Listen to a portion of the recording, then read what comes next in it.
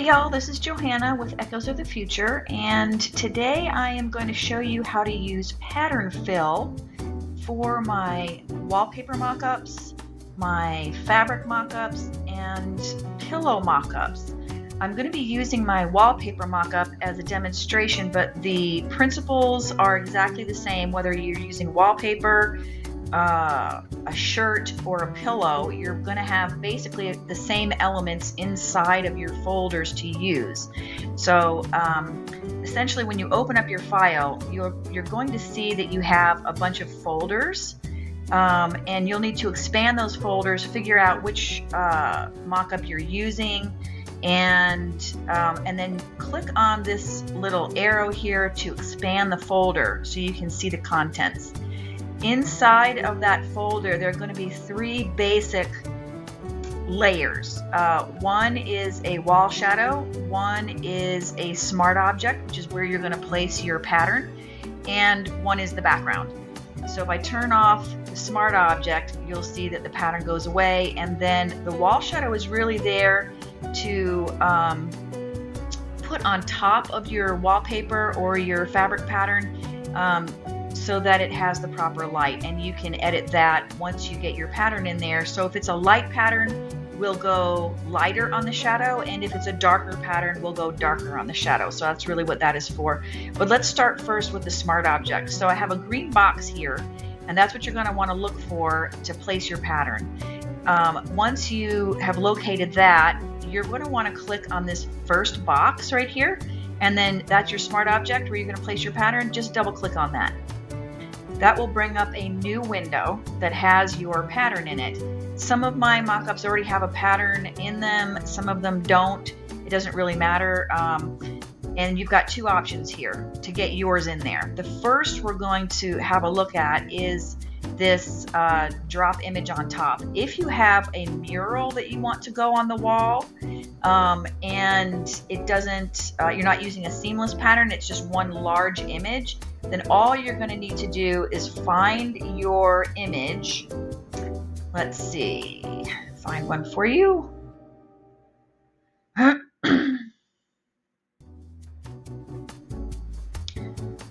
Okay, let's say, for the sake of argument, I have this mural, this abstract mural, and I want it to cover the entire wall.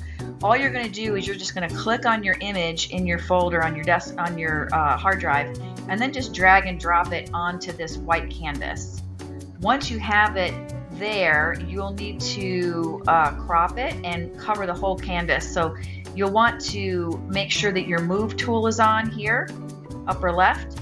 You'll want to make sure that this is checked. It says show transform controls. Make sure that is checked so that you'll be able to see your transform controls, these little boxes and lines. Once you have your transform controls up, you'll just want to click and drag your image to crop it so that it will cover all of the white space on that canvas. And then you can move it around as you wish.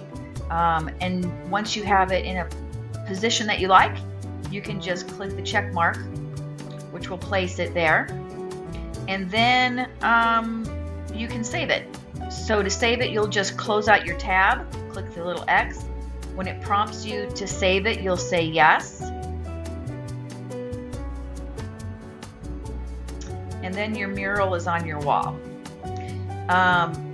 If, however, you don't have a full mural that you want on there and you have a wallpaper with a seamless pattern, then you will want to use the second option. So you'll double click again on that smart object. Delete that, get rid of it. And this box here, it says double click first box. This is your pattern fill box. And so that should come as a default in the mockup when you receive it. You'll want to make sure before you use this that you have patterns in your pattern library with Photoshop. So to make sure that you have your patterns in your library, what you're going to want to do is open up. Don't drag and drop onto here, but just open up. Use File, Open,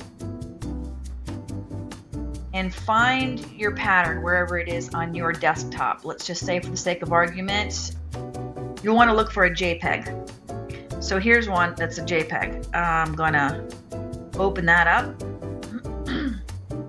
Once you've opened up your pattern, your seamless JPEG pattern, all you'll need to do is if you have patterns already up in your layout in your workspace, you can just click on that. If you don't have it up, you can go to Window and then go down to Patterns here. And you can just double click on Patterns and it will bring it right up. Then you'll want to figure out where you want to put it. If you already have a whole bunch of patterns in here and you want to start a new folder, you can click on this little folder box. It'll create a new folder for you. You can name it. I'm just going to say test folder. I'm going to create a new folder down here, and then I'm going to say I want to add this to my test folder. You're going to click on the little add button here. Just say add, and it's going to ask for you to name it. So I'm just going to say green flowers wallpaper, and then click OK. Now you've got your pattern in your pattern library. You can go ahead and collapse this by clicking on the little arrows here. That will get rid of it. And then you can just close out of the JPEG that you had just opened up. Now you're back in the tab. That's the smart object for your wallpaper. And you can go ahead and double click on this first box, which is your pattern fill box, and just double click on that.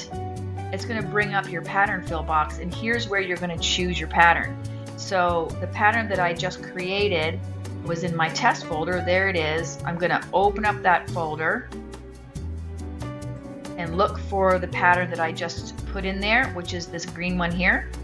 So now I have that selected, and here's where you can change the scale of your pattern. So if you want it larger or smaller, you can just use scale. So let's just say I want it to be a little bit bigger. I might use 40%. If I did 70%, it'll be even bigger. Obviously, if it's 20%, it's going to be smaller. So what you'll have to do is look at the room where you're placing the wallpaper and figure out the scale at which you want your wallpaper to show up on that particular wall, and then choose your scale. You want to click OK.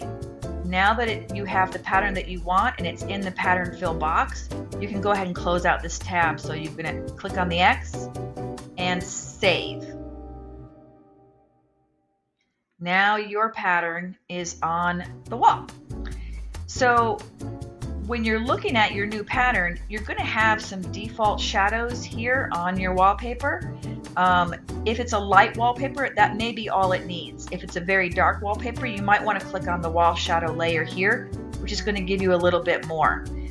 If it's too much, you can go up here to opacity and you can change it and make it darker or lighter depending on your particular preferences. So let's just say we want to go with 10% on that wall shadow. It'll give it just a little bit more depth in that room and make it look better. And that's pretty much all there is to placing it. It's very simple. You'll see the same layers in each folder. You'll have a wall shadow, your smart object, and the background. The same is going to hold true if you are using this as a pillow mockup for one of my pillow mockup bundles or the fabric mockup. You just want to find that smart object next on the green layer, double click on it, and decide whether or not you're going to drag and drop your JPEG directly onto the canvas or use a seamless pattern and use the pattern fill.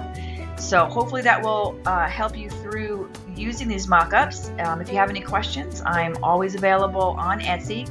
Send me a direct message, or if you feel like you're just getting started and this is very confusing to you, let me know that you'd like a video chat with me. I offer those for free to my customers, so just let me know that you'd like a lesson in Photoshop, and I'll be more than happy to sit with you for an hour and go through all of the basic functions in Photoshop until you feel comfortable.